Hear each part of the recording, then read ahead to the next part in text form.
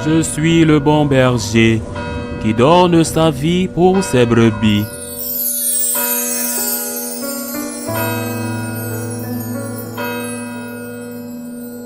En ce temps-là, Philippe trouve Nathanaël et lui dit, « Celui dont il est écrit dans la loi de Moïse et chez les prophètes, nous l'avons trouvé. C'est Jésus, fils de Joseph de Nazareth. » Nathanaël répliqua, « De Nazareth peut-il sortir quelque chose de bon ?» Philippe répond, « Viens et vois. » Lorsque Jésus voit Nathanaël venir à lui, il déclare à son sujet, « Voici vraiment un Israélite. Il n'y a pas de ruse en lui. » Nathanaël lui demande, « D'où me connais-tu » Jésus lui répond, « Avant que Philippe t'appelle, quand tu étais sous le figuier, je t'ai vu. » Nathanaël lui dit, « Rabbi, c'est toi le Fils de Dieu. C'est toi le roi d'Israël. » Jésus reprend, « Je te dis que je t'ai vu sous le figuier et c'est pour cela que tu crois. Tu verras des choses plus grandes encore. » Et il ajoute, « Amen, amen, je vous le dis. Vous verrez le ciel ouvert et les anges de Dieu monter et descendre au-dessus du Fils de l'homme. » Acclamons la parole de Dieu.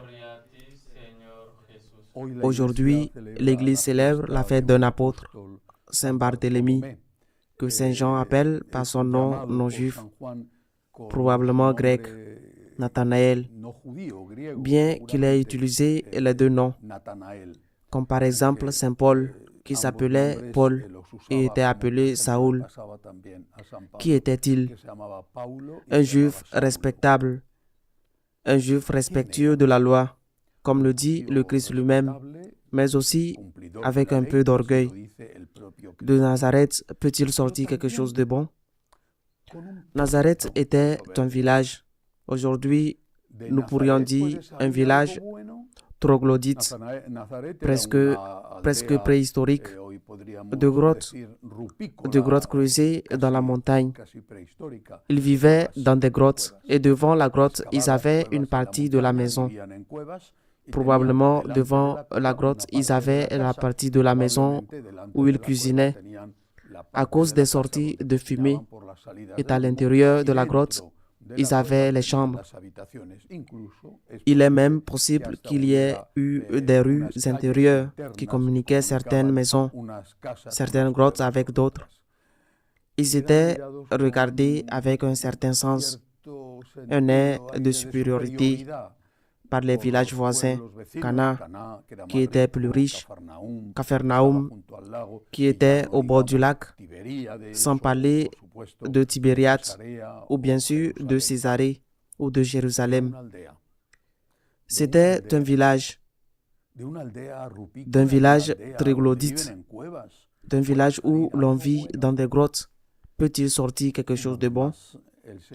Une fois de plus, le Seigneur fait descendre les puissants de leur trône et élève les humbles. C'est l'humilité de Marie et le fait qu'elle ne vienne pas d'une maison à la lignée viciée, qu'elle ne soit pas la fille d'un multimillionnaire ou d'un politicien influent.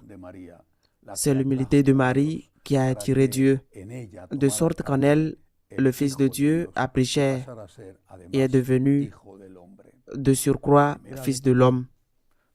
Première leçon, ne pas mépriser une personne à cause de son origine. Saint François disait, l'homme est ce qu'il est devant Dieu et rien de plus. Ce ne sont pas ses titres, ses vêtements ou ses richesses qui font la grandeur d'un homme. C'est l'amour qu'il a qui fait la grandeur d'un homme et non pas d'où il vient ou les noms illustres qu'il a reçus. Mais ce n'est que le premier enseignement. Ce Nathanaël, ce Barthélemy a donné sa vie pour le Christ, a confessé son nom et a ensuite eu l'occasion d'évangéliser. Il a évangélisé une partie de la terre. Il s'est rendu sur d'autres terres que l'Empire romain, une partie de l'ancienne Perse, peut-être l'Arménie, et selon la tradition, Là, en Perse, il a souffert le martyre. Et il a souffert un martyre qui était utilisé malheureusement. Il y a des preuves historiques, même à l'époque d'Alexandre le Grand, que ce martyre était donné. Il s'agissait d'enlever la peau de la personne, de la laisser sans peau, dans la chair. Une chose épouvantable, cruelle à faire. Ce martyre est celui qu'a subi Saint Barthélemy. Mais dans ce martyre, il y a aussi un enseignement. Il faut se dépouiller pour l'amour du Christ, du vieil homme. Ce sont les paroles de Saint Paul pour se revêtir de l'homme nouveau. Il faut se dépouiller de tout ce qui nous sépare de Dieu, le vieil homme, l'égoïsme, l'envie, la convoitise, la vengeance, tout ce qui nous sépare de Dieu, tout ce qui est le vieil homme, nous dépouiller du vieil homme, comme on nous dépouille la peau quand nous devons renoncer à un vice ou à un défaut. Mais nous devons le faire et les laisser faire, parce qu'ils le font parfois en critiquant. Les laisser dépouiller cette peau, ce vieil homme, pour que l'homme nouveau puisse naître. Saint Barthélemy, comme les autres apôtres, a témoigné que le Christ était ressuscité. C'est la meilleure preuve, la meilleure assurance que le Christ est bien ressuscité. Personne ne se soumet à une torture aussi épouvantable que d'être écorché vif en pouvant l'éviter. Si ce n'est parce que ce qu'il dit, il sait que c'est la vérité.